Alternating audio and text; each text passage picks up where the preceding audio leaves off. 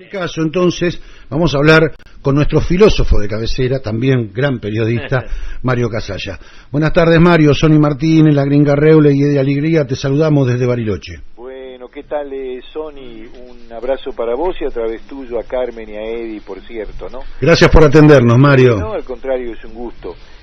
Vos sabés que aquí en Buenos Aires tenemos por suerte, una tarde con sol, y después de muchos días fríos para nosotros, que para ustedes estas temperaturas no lo son, es un día agradable en la ciudad de Buenos Aires.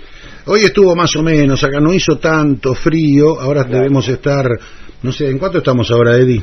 Estamos en los 10 grados, 10 grados. A las 5 de la tarde, ahora estamos seguramente un poquito menos, un 9 poquito grados. Empezó a bajar, y en Buenos Aires están en 21 grados más o menos, ¿no? Llegamos a 21 grados, claro. El máximo, y se espera que esto se mantenga hasta el jueves, en que nuevamente volveríamos a tener frío.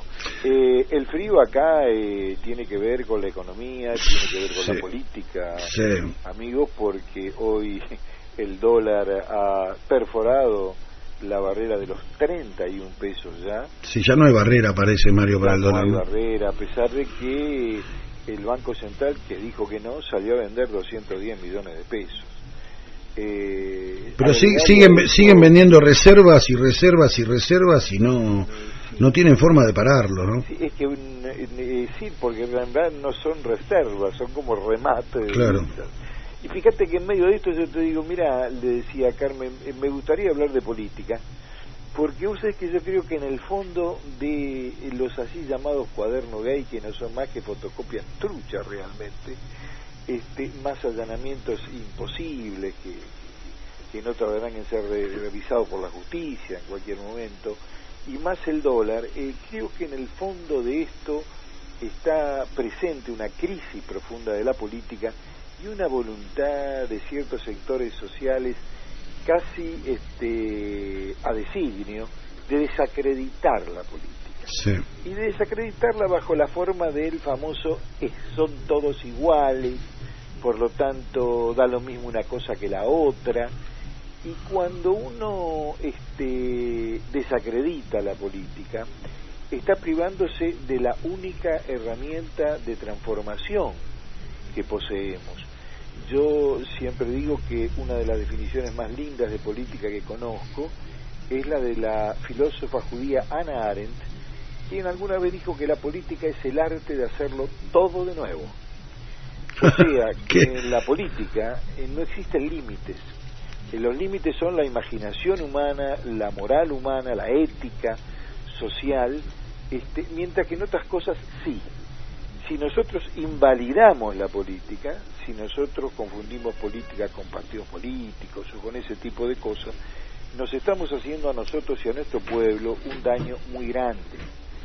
Y por eso te decía yo que dentro de pocos días, concretamente el 7 y 8 de la semana próxima, se va a dar cita en Tanti, un encuentro que ya es tradicional de todos los años, que lo organiza la Comisión de Pastoral Social de la Conferencia Episcopal Argentina, en este caso, ¿no? Que es el máximo organismo de la iglesia local, que en este caso lo preside un nuevo conductor, que es Monseñor Oscar Ojea, un obispo muy cercano al Papa Francisco, y que la ha convocado bajo el título de Repensar la política. Repensar la política, y que el elemento ejecutor, digamos, vos sabés que la asamblea o la conferencia episcopal se divide en comisiones o asambleas internas, una que es la clásica pastoral social. La pastoral social es el elemento que tiene la Conferencia Episcopal Argentina para tocarse con el sindicalismo, con la política y con la sociedad. Por ejemplo, ustedes los barilochenses suelen ser visitados por el encargado de la pastoral social, en este caso de Buenos Aires, que es muy amigo de compañeros de la CGT de la región y de la zona de ustedes, que es el Carlos Acaputo. Durante muchos años esa comisión la presidió aquí en la ciudad de Buenos Aires Jorge Bergoglio, quien ahora es Francisco. Claro. En este caso la llama la máxima pastoral social, que es la pastoral social de todo el episcopado. episcopado y además pastoral social, que en ese orden está presidida ahora por Monseñor Lugones, que es un obispo también, es el hermano del actual intendente, del actual presidente del partido justicialista de la ciudad de La Plata, del distrito de La Plata. Y es un hombre muy comprometido con la política. Yo he recibido una invitación para el encuentro y justo la recibo teniendo que hacer mi columna quincenal para el diario Punto Uno, donde sabés que Salta publicamos una columna. Sí. Y a mí el título me pareció muy sugestivo. Tuve oportunidad de leer el artículo, me pareció interesantísimo, así que si podemos compartir los lineamientos esenciales con el oyente sería bárbaro. En grandes líneas lo que te decía es que yo me preguntaba que si hay que repensar la política, y te llaman a repensar la política, es porque la política no anda bien. Cuando las cosas están bien, sea esta una pareja, una familia o la política, digamos, uno lo que quiere es continuarla y mejorarla. Si no te llaman a repensarla es porque no anda bien, y admitamos lo que no anda bien. Por otro lado, el asunto de repensar invitándote a estar 2 días en un lugar alejado de la capital federal, como es las Sierras de Córdoba, en este caso Tanti, que es el lugar que elige generalmente la pastoral social, y a un conjunto muy grande de gente. Hay 8 o 9 gobernadores de provincia, hay representaciones parlamentarias, sindicalistas, un encuentro que no, en mi humilde entender, cuando son más de 20 personas, los encuentros no son muy proficuos en resultados, pero es un encuentro donde sirven más los pasillos, las conversaciones, y la Iglesia en este caso está tratando de acercar posiciones, pero claro, posiciones que son muy difíciles, porque si yo la quiero repensar es porque quiero entender que las cosas necesito que den un giro casi refundador. Y esto vale en todos los órdenes. Yo no veo en el gobierno una voluntad de repensar la política, veo sí una voluntad de permanente maquillaje de la política. Por otro lado, creo que también un desafío de llamarte a repensar la política le va a exigir a este conjunto variopinto que está allí convocado a un verdadero compromiso ético y a una continuidad de esfuerzos mucho mayor, si es que pretende un resultado positivo, ¿no? Pero por otro lado también habla de los convocantes. Los convocantes, es decir, la Iglesia argentina, en su dimensión humana y terrenal, porque la Iglesia es una institución política. Tiene un costado que tiene que ver con lo religioso, con lo sagrado, si tú quieres, como cualquier institución, digamos, tiene un costado espiritual, por así decirlo. Pero la Iglesia argentina, como iglesia política, se le podría aplicar aquello del Evangelio, que si está libre de pecado arroje la primera piedra, y no puede arrojar la primera piedra. Y me parece que a lo mejor la única ventaja que tendría, no tanto este episcopado, ¿no?, que está en pleno cambio, y los obispos por así llamados progresistas o realmente ayornados, son pocos que están dando una batalla grande, entre ellos el propio Monseñor Ojea y Monseñor Lugones, y más aún el de vuestra diócesis, ¿y qué ocurre? Que esa iglesia, a lo mejor lo único que podría tener como ventaja es que tiene un conductor que en el orden ecuménico ha decidido hacer, Francisco en este caso, ha decidido, en mi entender, hacer 3 cosas que no son difíciles, que son muy difíciles de hacer, ¿no? Por un lado, dejar de barrer alfombra debajo de la alfombra, basura debajo de la alfombra. Claro. De sacar a la luz, ¿no? Claro, sacarla a la luz. Aunque duela, como vino de Irlanda en un viaje en que recibió varios cachetazos. Acabar con la hipocresía casi generalizada. Y sabes qué, sobre todo, intentar los cambios que sean necesarios, aún sabiendo que esos cambios son lentos y son difíciles, pero si vos no te pones en el camino en serio de repensar la política y de repensar el país, y no das los primeros pasos, bueno, nunca vas a avanzar nada. Lo que pasa que no sé si las sandalias del pescador van a andar demasiado por las sierras de Tanti con la calidad de los allí convocados. Me parece que lo primero, vayamos o no a Tanti o estemos donde estemos en este momento tomando unos mates, yo te diría que como filósofo no puedo dejar de pasar lo que yo llamaría que hay que asumir la gravedad de la hora. Esto no es una crisis más. Es decir, ¿cómo podría repensarse en serio la política si nosotros creyésemos que en realidad la cosa no es para tanto, que solo se trata de atravesar una tormenta, como dice el presidente? Sí, sí. Que sale el sol. Claro, que salga el sol, lo vamos bien. O bien del otro lado que se trata simplemente y de reinstalar algo que andaba perfectamente bien. Bueno, yo creo que con ninguna de todas estas actitudes vamos a llegar a repensar la política. Y te diría que por lo demás, si tenemos nosotros vamos a estar iniciando un proceso preelectoral para llegar a lo electoral en octubre, en mayo del año. Claro, que viene. tal cual. O sea, estamos a meses. Pensá que en agosto tenemos las pasos. Sí. Y luego están elecciones provinciales. Que Sí, sí. Bueno, por ejemplo, por acá, por Río Negro y Bariloche, seguramente en mayo ya vamos a estar votando. Bueno, o sea que te digo que en este sentido, si no asumimos la gravedad de la hora, me parece que vamos a ver más de lo mismo. Ahora, ¿qué significaría asumir la gravedad de la hora? Y yo diría que lo económico, que es lo más visible, y estos escandaletes que son también muy visibles, en realidad son la punta del iceberg de un problema mucho más grande, que es una dimensión ética y moral. Yo creo que lo que está realmente dañado, lo que está realmente lesionado, es, por así decirlo, el alma de la mujer y del hombre argentino.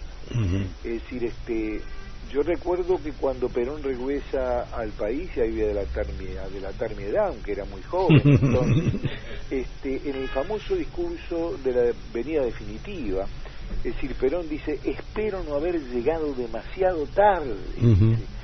Se ha destruido el hombre argentino, y para poder liberar el país espero que no hayan quedado ruinas, que no liberemos ruinas. La Argentina está en una situación, aunque parezca que en la calle no pasa nada, a mí me parece que desde el punto de vista ético está en esa situación. Y para redondearte el asunto, si me dijeses por qué, porque el año pasado, cuando yo andaba incluso sentado por ahí, había una gran grieta, vamos a llamarla así, convengamos que es así, entre oficialismo y oposición, entre un país y otro país, entre un modelo y otro modelo. Pero en el año que transcurrió, Sony y amigos de Bisonte, yo creo que cada uno de los costados de la grieta se han fisurado. Sí. El edificio del oficialismo está fisurado. Es decir, esto que llamamos Cambiemos está fisurado, y esas fisuras son inocultables.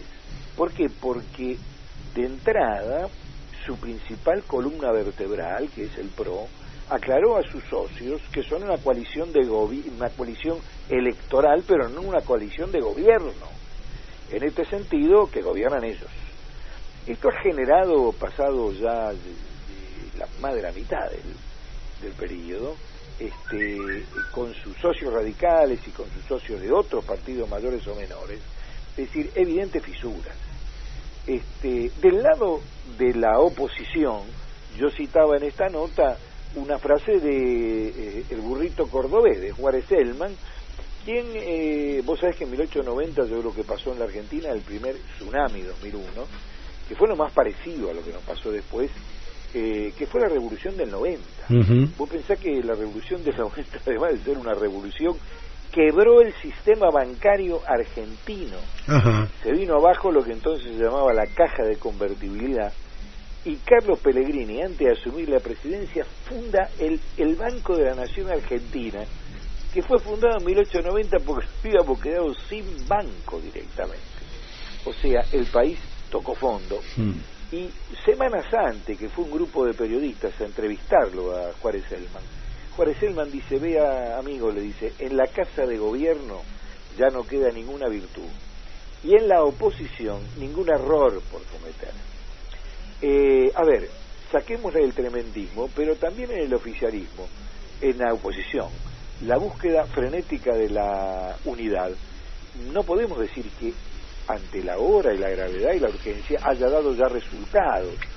Yo recordaba un viejo líder sindical que alguna vez me dijo, mire, cuando se quiera armar la lista unidad de cualquier manera, ¿sabe qué pasa, Mario? Dice, después llegado el momento terminan estando todas las demás listas más la lista unidad. Claro. Entonces, hay grieta de los dos lados, de manera que la fisura, que es la antecesora de la grieta y de la fractura, en un país donde mencionar esto no es moco de pavo, amenaza al edificio en su conjunto. Bueno, yo te diría que yo recordaba en el final de esta nota que la Argentina, la gente muchas veces se olvida que este país estuvo literalmente partido en dos. Cuando eso que llamamos eufemísticamente Organización Nacional, sí, que culminó en 1853 con la sanción de una constitución de una parte del país ganadora al resto, es decir, de Buenos Aires sobre el resto del claro, país, generó inmediatamente que el país se partiese. De un lado la Confederación Argentina, con un presidente que vivía en Paraná y que era Justo José de Urquiza, y del otro lado el Estado de Buenos Aires precedido por Mitre, y no fueron 1, 2, 3 ni 4 meses, fueron 7 años. O sea que Argentina tiene una dolorosa experiencia en el siglo XIX de guerras, primero por la independencia, de guerras internacionales contra Brasil en este caso, de guerras fraticidas entre hermanos unitarios contra federales, y luego de una fractura del país, y de ahí en adelante ir corso y recorsi de la historia, pero qué sé yo. Vos sabés que también recordaba allí que el artículo 35 de la Constitución Nacional, que fue lo que zanjó la polémica. Entonces, bueno, ¿y cómo nos llamamos nosotros? El artículo 35, que no ha sido modificado, dice: los nombres del país podrán ser indistintamente Provincias Unidas del Río de la Plata, Confederación Argentina, Nación Argentina y República Argentina. Imagínate vos que el país anda todavía buscando un nombre. Es cierto. Ahora, Mario, una manera de repensar, digamos, yo coincido con esto de repensar la política, me parece un eje súper acertado, y creo que tendría que ser una consigna tomada por muchos, por organismos sociales, políticos, partidarios, demás. Me parece que es la demanda de la hora. Sí, no es solo de los políticos, por cierto que no. Hablo de política con P mayúscula. Tal cual, es de todo. Pero digo, vamos a tener que empezar a pensar en una nueva constitución. Me parece que la constitución que tenemos no nos está garantizando ni siquiera el más mínimo funcionamiento democrático, ¿no? Bueno, pero mirá, el año que viene se cumplen el centenario, 70 años del único intento más grande, más serio de modificar en serio una constitución. La del 49. Porque, claro, porque la de 1860 en realidad el Estado de Buenos Aires va a una asamblea constituyente y va encabezada la delegación por Domingo Faustino Sarmiento, y lo que lleva es un pliego de condiciones, en la cual la Confederación Argentina termina aceptando el 80% del pliego de condiciones. Claro. El país gira de la cabeza de Buenos Aires, y por eso ya viejos, cuando Sarmiento y Alberdi cambian cartas entre ellos, Sarmiento le dice que está preocupado porque dice: parecemos dos pueblos diferentes, dos sociedades que se miran mal la una a la otra. Claro. Y el tucumano Alberdi le dice: no se confunda, Domingo, no son dos partidos unitarios y federales, son dos países. Claro. Entonces es muy grave, estos modelos son dos modelos, o nosotros buscamos cómo dialogar y cómo llegar a que el proceso electoral del cual hablamos sea posible y el recambio constitucional se dé en el marco de la constitución existente, y inmediatamente cambiar ese sistema, o el país llega en un estado muy exangüe. Es decir, 238.000 millones de dólares es una cifra inconmensurable, Sony. No la podemos medir, mensurar. Si vendemos la Argentina con todos los argentinos adentro, sí, no vale. Seguimos debiendo plata. Entonces, este es el tema, mi amigo, ¿no? Mario, muchísimas gracias por este tiempo para la radio. Es en verdad bárbaro poder charlar contigo. Correcto, a ustedes, y le dejo esa reflexión que vos bien señalaste al final. Cada uno en su lugarcito, Tal cual. en su matecito y con su tardecita, hay que repensar en serio que la situación no es tan chiquitita, ¿eh?